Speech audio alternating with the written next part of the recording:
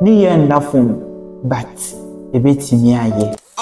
Asafu bia ni wa ye church ayi ye Sunday school sin Assemblies of God. Sunday school is God's business. Sunday school is my good business, and Sunday school is our good business. Once again, you're all welcome to Channel 1 TV Prep Class Show. We ejumadi ye this is the train ye dada Sunday addition ekoso or an Assemblies of God and Safo ahuduo emu and afensu sorry ahuduo or you so Assemblies of God Sunday School manual ediyen church. And your friend me say famous na ene me na me di jumadi hu chia me ama addition edi eni. Nti yesre say baby a wutie yen baby a wo hwe yen bia like us, comment under our video, and also share so that others will also get to hear of the word.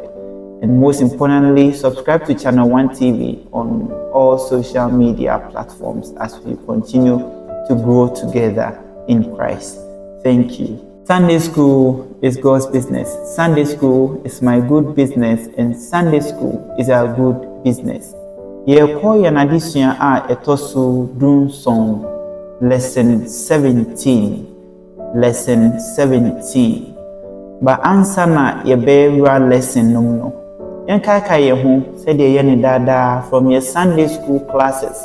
De usua ye de odi ko fie adisua ba kwa eto wakoma so awre emfrida ma yenti wonka e wo comment section ho de usua ye de mikai na koswa ejiji so e wo mitim eni se esese e Christopher ebo wombra said die ahinie no mu adiyo esitie. Christians must align themselves to kingdom values. Ene yadisiano etise Christ focused living. Lesson 17. Christ focused living. Asitina esi Christo so. Asitina esi Christo so. Let's look at our central truth. Faithfulness to Christ is necessary for victorious Christian living. Nukre yebediama Kristo hunhia ma o Kristo ni nkunimdie asitina. Let's move on to our memory verse. Eye yesuangu utrim no. Yebehu yesuangu utrim no. Ewo Philippians chapter 1 verse 21. For me, to live is Christ, and to die is gain.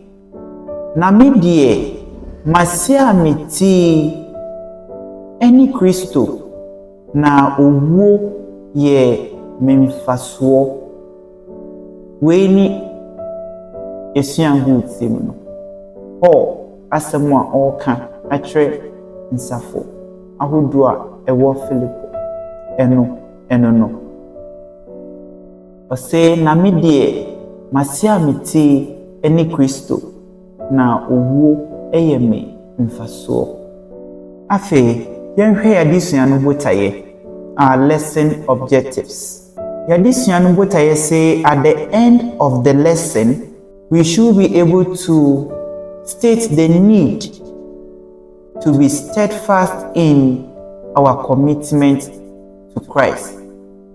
Esese etimi ekika hia ehu hia se ebenya inwita so ewo ya ho fama yewo ema Kristo emu die etoso mienu or say we should demonstrate in at least 2 ways we will maintain a Christ focused life. We should be able to state in at least 2 ways we will maintain a Christ focused life. It's a say yetimi echechere ewo akwan ahoduo mienu yebekoso anya abrabo esi Kristo so. Ese say yetimi den edi wo akwan ahoduo mienu yebekoso abobra esi Kristo so. Weni edisua no ebotaye. Afe yenhwe yadisua no outline. Na otwe nso yadesua no yachemu ago ofa ahoduo miensa. Ofa edikan say remain committed to Christ. Remain committed to Christ.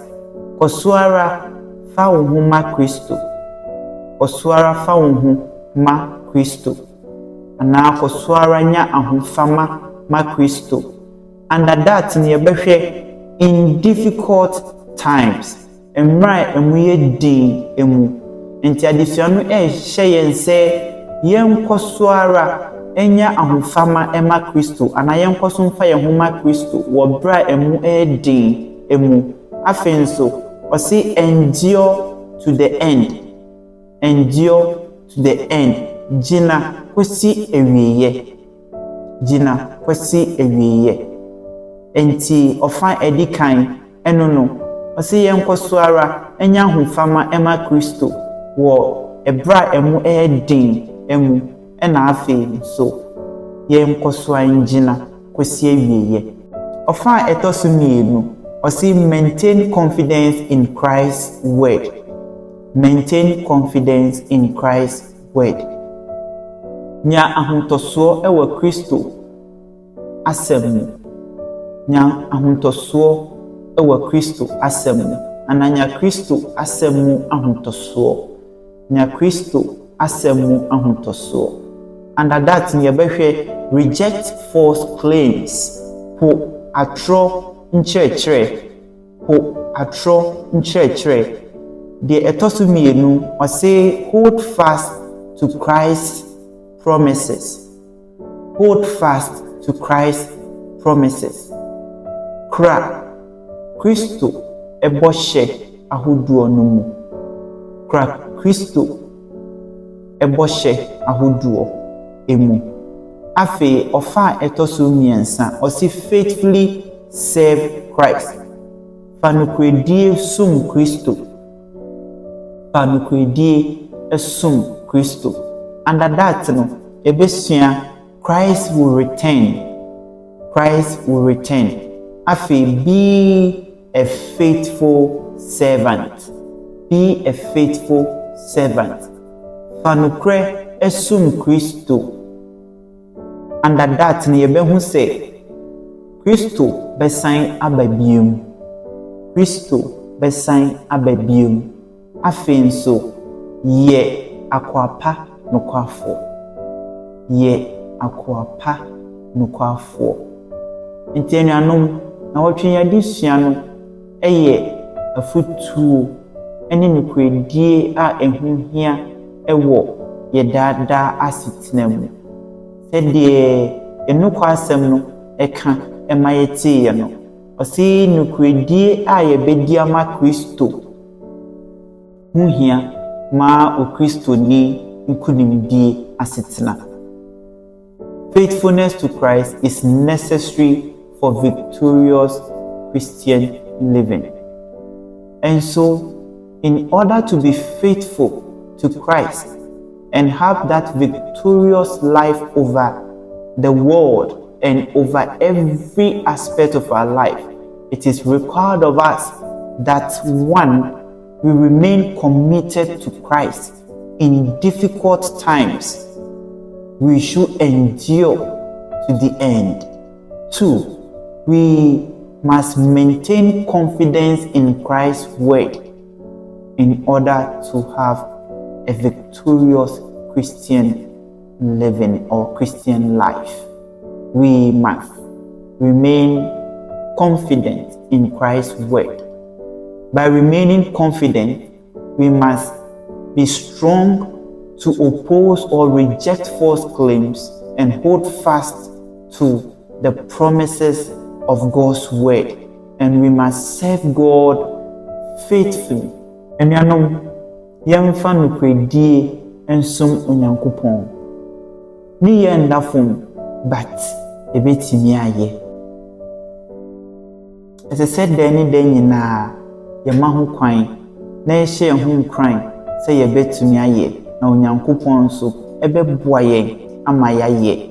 Se se yema Kristo ni ba obesan ababiem no den nyina e hye ye nkran na yetimi sum no ɛwɔ nokra mu na dankwa ma opie wɔ n'animuonyam a ɔho yɛn sɛ nkoapa nokwafoɔ na yɛne no abom adi na hennie daa ɛnyɛ wieɛ. Ɛkɔ so a ɛkan mu sɛ aha ɛyɛ channel 1 TV. Like us, comment, afei share na afoforo nso ente asɛmpa no na yɛmbɔ mu nyini ɛwɔ Yesu Kristo ɛnan ase na dankwa ma opio n'animuonyam a ɛnyinaa ɛne no abom adi dɛw a ɛnyɛ wieɛ. Da mo ase bebree.